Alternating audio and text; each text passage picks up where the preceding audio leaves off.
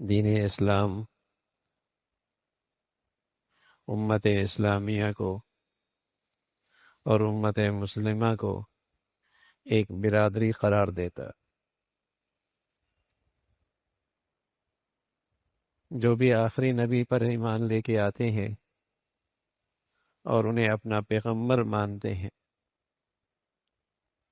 اور اللہ کے رسول پہ ایمان رکھتے ہیں، اسلام انہیں ایک برادری قرار دیتا۔ جیسے امت اسلامیہ امت مسلمہ کہتے، اور قرآن مجید نے اس کا مختصر سا تذکرہ یوں کیا کہ رحماء بینہم، ایمان والے آپس میں ایک دوسرے پہ مہربان ہوتے۔ جہاں واقعی ایمان اور اسلام ہوتا ہے وہاں مسلمانوں میں محبت، شفقت، خیرخواہی، بھلائی کے جذبات ہوتے ہیں، اور پیارے نبی فرمانے لگے کہ ایسا جذبات ہوتے ہیں مسلمانوں کے آپس میں جیسے کہ جسم کے مانند، کہ اگر جسم کے کسی حصے میں تکلیف آ جائے تو پورا جسم بے خوابی میں اور تکلیف میں اس کا شریک ہو جاتا ہے۔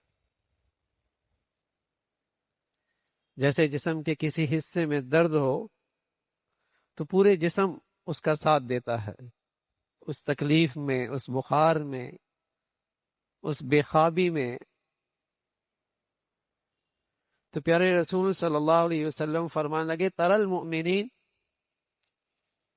فی تعاطفہم وتوادہم وتراحمہم، کہ تم مسلمانوں کو ایسا دیکھو کہ ہر دیکھنے والی آنکھ دیکھ لے کہ ہاں یہ مسلمان ہے اور ان میں ایسا محبت ہے، اور ان کا آپس میں ایسا تعلق ہے سچے مسلمانوں کا۔ اللہ نے اسی انداز میں تذکرہ فرمایا کہ رحماء بینہم، وہ آپس میں ایک دوسرے پہ مہربان ہے۔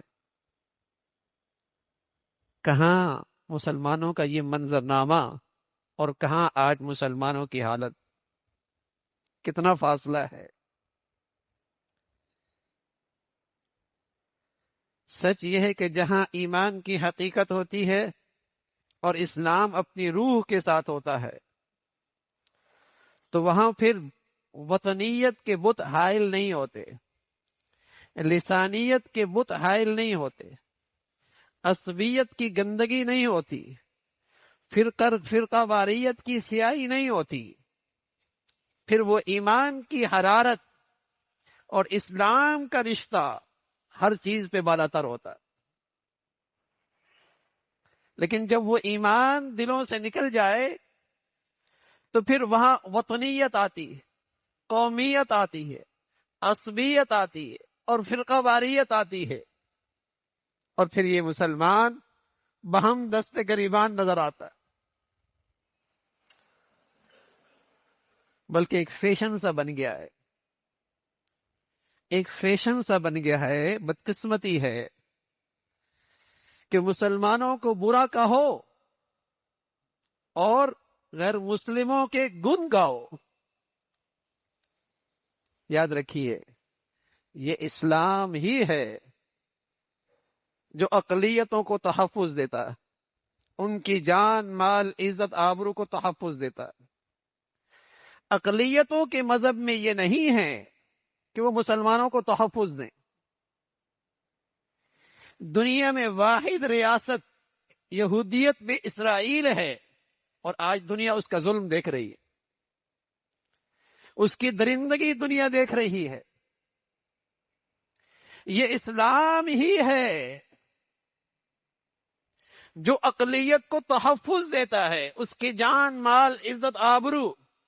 لیکن بعض جاہل، ان پڑھ، احمق وہ تو یوں بھی کہہ دیتے ہیں کہ اسلام کو کسی مذہب پر کوئی فضیلت حاصل نہیں۔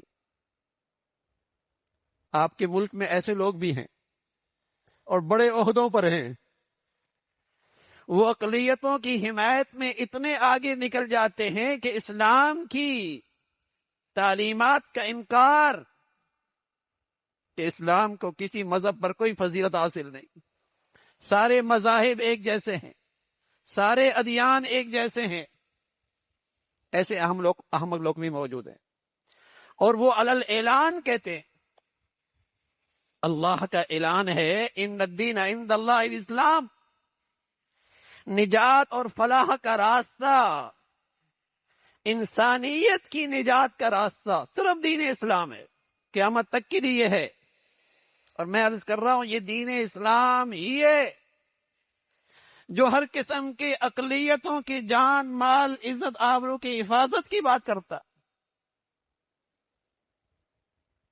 لیکن ایک فیشن بن گیا کہ مسلمانوں کی برائیاں کرو عصبیت کی وجہ سے، زبان کی وجہ سے، وطنیت کی وجہ سے، علاقیت کی وجہ سے، اور غیر مسلموں کے گن گاؤ، ان کی تعریفیں کرو، یہ ایک فیشن سا ہے۔ اور اللہ رب العزت نے فرمایا یہ منافقین کی عادت ہے، یہ منافقین کی عادت ہے۔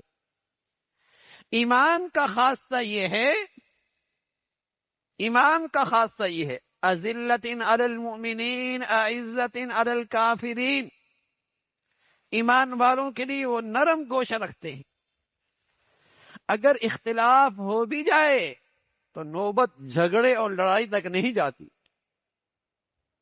اگر اختلاف کی نوبت آ بھی جائے تو نوبت جھگڑے اور لڑائی تک نہیں جاتی۔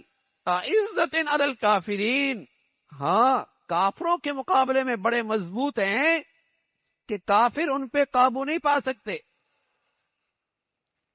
لیکن مسلمانوں کے لیے تو ان کے اندر نرم گوشہ، اختلاف بھائیوں میں بھی ہوتا ہے، بہنوں میں بھی ہوتا ہے، باپ بیٹے میں بھی ہوتا ہے، ہو سکتا ہے، لیکن مروت نفرت تک نہیں جاتی، جھگڑے اور لڑائی تک نہیں جاتی کہ مسلمان کا قاتل بنے، مسلمان سے دشمنی کرے، مسلمان کی جان مال عزت آبرو پر حملہ آور ہو۔ اور فرمایا وَمَن يَقْتُلْ مُؤْمِنًا مُتَعَمِّدًا فَجَزَاؤُهُ جَهَنَّمْ، جس نے کسی مسلمان کا خون حلال سمجھا، جس نے کسی مسلمان کا خون حلال سمجھا، وہ غیر مسلم ہو گیا، ہمیشہ جہنم میں جائے گا۔ جس نے کسی مسلمان کا خون حلال سمجھا، فرمایا وہ ہمیشہ کا جہنمی ہے۔ اور ہمیشہ کا جہنمی کافر ہوتا ہے؟ بتائیے کتنا بڑا گناہ ہے، کتنا بڑا کفر ہے کہ مسلمان سے دشمنی کرنا اور اس کی جان لے لینا، اور مسلمان کا قاتل بن جائے۔ ہاں میرے عزیزو، جب مسلمان معاشرے اور سوسائٹی ایمان کی حقیقت سے خالی ہوگی تو پھر وہ مسلمانوں کی جان لے گا، عصبیت کی وجہ سے، فرقہ واریت کی وجہ سے، اغراض کی وجہ سے، مفادات کی وجہ سے، وطنیت کی وجہ سے، قومیت کی وجہ سے، پھر اس کی نظر میں ایمان، اسلام، اس کی کوئی قدر و قیمت نہیں رہے گی۔ یہ ایک عجیب دنیا میں ایک فیشن چل پڑا ہے کہ مسلمانوں کی برائیاں کرو اور مسلمانوں پہ طنز کرو اور مسلمانوں کے لیے دشمنیاں پیدا کرو۔ اللہ کا کلام ہے، اللہ کے نبی صلی اللہ علیہ وسلم نے مسلمانوں کو ہدایات دی ہے، المؤمن للمؤمن کالبنیان، مسلمان تو مسلمان کے لیے ایسا ہے جیسے مضبوط عمارت کے اجزاء، جن اجزاء سے عمارت کی مضبوطی ہوتی، مسلمان کا مسلمان سے تعلق ایسا ہے جیسے ایک مضبوط عمارت کی اجزاء، اور ان اجزاء سے عمارت کی مضبوطی ہوتی ہے، اور عمارت مضبوط رہتی ہے، اور ہر ایک جز ایک دوسرے کی مضبوطی کا باعث ہے. ایسا ہی ہے. پھر رسول اللہ صلی اللہ علیہ وسلم نے اس کا نمونہ پیش کیا. ثم شبک بین اصابعی، یوں پھر انگلیوں کو انگلیوں میں ڈالا. یشد بعض بعضا، اس طرح فرمایا مسلمان آپس میں ایک مضبوط طاقت بنتے ہیں، ایک مضبوط قوت بنتے ہیں. لیکن مسلمان نادانی میں، مسلمان اپنی غفلت کی وجہ سے اس طاقت سے بے خبر ہے. دشمن جانتا ہے، اس لیے دشمن جتنے وہ اپنے جنگی ساز و سامان پہ بجٹ خرچ کرتا ہے، جتنا وہ اپنی جنگی ساز و سامان پہ اپنی دولت اور بجٹ خرچ کرتا ہے، اس سے بھی بڑی دولت وہ اس پہ خرچ کرتا ہے کہ مسلمان معاشرے اور مسلمان سوسائٹی اور مسلمان ملکوں میں اسلام اور ایمان نہ رہے. جو مسلمان قوم کو ایک کر سکتا ہے، جو مسلمان ملت کو ایک کر سکتا ہے، جو ملت اسلامیہ کو ایک طاقت بنا سکتا ہے. میں عرض کر رہا ہوں جتنا بڑا بجٹ وہ اپنی عسکری آلات اور وسائل پہ خرچ کرتا ہے، اس سے بڑا بجٹ وہ مسلمانوں میں تفریق، مسلمانوں میں نفرت اور مسلمانوں میں بے دینی کو فروغ دینے کے لیے خرچ کرتا ہے. اسے پتا ہے مسلمانوں کی طاقت اور مسلمانوں کی قوت ان کی وحدت کے اندر موجود ہے، ان کی وحدت میں موجود ہے. وہ جانتا اچھے طریقے سے. اس نے ہمارا ماضی پڑھ رکھا ہے. جب مسلمانوں کی تعداد پہلی گنتی ہوئی تو مردم شماری میں تعداد 500 اور دوسری مردم شماری ہوئی تعداد 1000 اور تیسری مردم شماری ہوئی تقریباً تعداد 1400-1500. لیکن دنیا نے دیکھا اس 1500 میں رنگ کا کالا بھی تھا، ذات کا غلام بھی تھا. وہاں قریشی بھی تھے، وہاں بنو امیہ کی بھی تھے، وہاں مہاجر بھی تھے، وہاں انصار بھی تھے، وہاں حبشہ کی بھی تھے، وہاں سلیمان فارس کی بھی تھے. کوئی کہیں کا وحدت اور پیار ایسا جیسے لگتا تھا سب ایک ماں باپ کی اولاد ہے. اور دنیا نے دیکھا اس وحدت میں دنیا کو پھر سلامتی دی. پھر دنیا نے دیکھا اس اخوت اسلامی نے، وحدت اسلامی نے دنیا کو امن اور سلامتی عطا کی ہے، اور دنیا کے اندر اسلام کا بول بالا ہوا. لیکن آج عصبیت عروج پر ہے، عصبیت عروج پر ہے اور قومیت عروج پر ہے، اور فیشن بن چکا ہے مسلمانوں کے بارے میں تبصرے کرنا، مسلمانوں کے خلاف تجزیے کرنا، مسلمانوں کے خلاف مسلمان معاشرے میں نفرتوں کو عام کرنا. فیشن بن چکا ہے. اور کفار کے قریب اور ان کی تعریفیں، ان کے گنگانا، ان کی صدا، ان کے لیے واہ واہ، یہ بے دینی ہے، یہ بے دینی ہے. تو میرے عزیزو، ہم جس دین اسلام کے پیروکار ہیں، ہمیں جو اللہ کے پیغمبر نے نصیحتیں فرمائی ہیں، پیغام دیا ہے کہ دیکھو مسلمان اپنے مسلمان بھائی کے لیے شفقت کے جذبات، رحم کے جذبات، ایثار کے جذبات اور آپس میں ایک دوسرے پہ شفقت اور خیر خواہی کے جذبات رکھتا ہے. وہ اللہ کے نبی صلی اللہ علیہ وسلم نے بتایا اور پیغام دیا قرآن میں، انما المؤمنون اخوہ، مسلمان تو بھائی بھائی ہے، ان میں تو اسلامی اخوت ہے، اسلامی بھائی چارہ ہے. لیکن خود غرضی ایسی ہے، مفاد پرستی ایسی ہے میرے عزیزو، جو آج اس بھائی چارے میں حائل ہو چکی. رسول اللہ صلی اللہ علیہ وسلم فرمایا کرتے تھے، لا تدخلوا الجنہ، جنت میں نہیں جاؤ گے، حتی تؤمنو، جب تک کہ ایمان نہ لے آؤ، ولا تؤمنو حتی تحابو، اور تمہارا ایمان قابل اعتبار نہیں جب تک کہ تم آپس میں مسلمان آپس میں محبت نہ کریں. سبحان اللہ.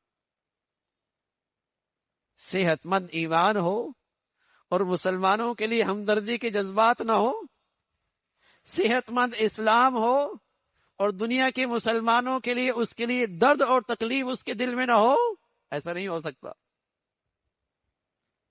جب جسم کے کسی حصے میں اللہ نہ کرے فالج گر جائے تو وہ دوسرے جسم کے حصے کا درد محسوس نہیں کرتا. جسم کے کسی حصے میں فالج گر جائے تو وہ جسم کے دوسرے حصے کی تکلیف محسوس نہیں کرتا. فالج گرا ہوا سن ہو گیا، اس میں زندگی نہیں ہے. ہاں میرے عزیزو، جب آدمی کی ایمان پر قومیت اور وطنیت، عصبیت اور لسانیت یا بے حیائی اور دنیا پرستی کا فالج گر جائے اس کے ایمان پر، تو پھر وہ دوسرے مسلمان کا درد اور تکلیف محسوس نہیں کرتا. فالج زدہ ہے اس کا ایمان، فالج زدہ ہے اس کا اسلام. درد محسوس چی جائے کہ مسلمان کی عزت پہ حملہ آور ہو، گالم گلوچ کرے، اس کو حقیر جانے، اس کو رسوا کرے، اس مسلمان کے خلاف پروپیگنڈے کرے. اسلام میں اس کی کہاں گنجائش؟ اس کا تو مسلمانی سے کوئی تعلق نہیں.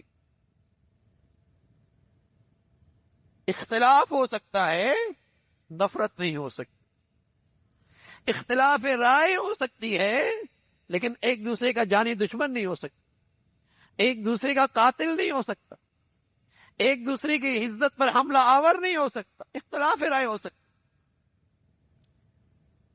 تو میرے عزیزو، اللہ کا واضح ارشاد ہے کہ مسلمان کا تعلق آپس میں اخوت اسلامی کے رشتے سے جڑا ہوا ہو، آپس کے بھائی چارے کے ساتھ جڑا ہوا ہو.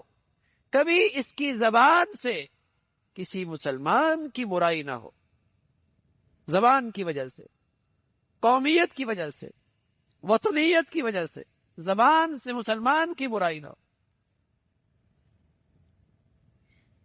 یہ بڑا ظلم ہے، اور یہ اسلام ہی کا حسن ہے میرے عزیزو، جس نے ہر قسم کے انسانیت کے حقوق بتائے اور ہر قسم کے انسانوں کے حقوق کا تحفظ کیا ہے. بلکہ رسول اللہ صلی اللہ علیہ وسلم فرمایا کرتے تھے، اگر تمہارے ملک میں اقلیت بھی رہے جو غیر مسلم ہے لیکن تمہارے ملک کے قانون کے مطابق رہ رہے ہیں اور تمہارے دین اسلام کا احترام کر رہے ہیں، تو یاد رکھنا اگر تم نے ان پر زیادتی کی اور ظلم کیا تو کل میں ان کے مقابلے میں ان کی طرف سے کل تمہارے مقابلے پہ کھڑا ہوں، ان کی طرف سے تمہارے مقابلے پہ کھڑا ہوں. یہ اسلام ہے جو غیر مسلموں کو بھی تحفظ دیتا ہے، لیکن اس کا مطلب یہ نہیں کہ وہ غیر مسلموں کا مذہب اور غیر مسلموں کا نظریہ اور غیر مسلموں کا عقیدہ نجات اور فلاح کا راستہ ہے. یہ گمراہی، یہ بے دینی ہے. نجات اور فلاحت کا راستہ صرف دین اسلام ہے، اور قیامت تک جو اللہ کے ہاں دین مقبول ہے، نجات کا راستہ ہے، وہ صرف دین اسلام ہے. وَمَن يَبْتَغِ غَيْرَ الْإِسْلَامِ دِينًا فَلَن يُقْبَلَ مِنْهُ. اگر دین اسلام کو کسی اور راہ پہ چل گئے تو اللہ کے ہاں وہ راستہ قبول نہیں ہے.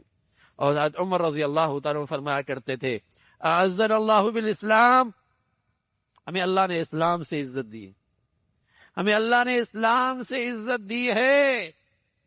اسلام کی نسبت سے اللہ نے آج ہمیں یہ بلند مرتبہ اور مقام عطا فرمایا. وَمَن يَبْحَثْ دُونَهُ أَذَلَّهُ اللَّهُ.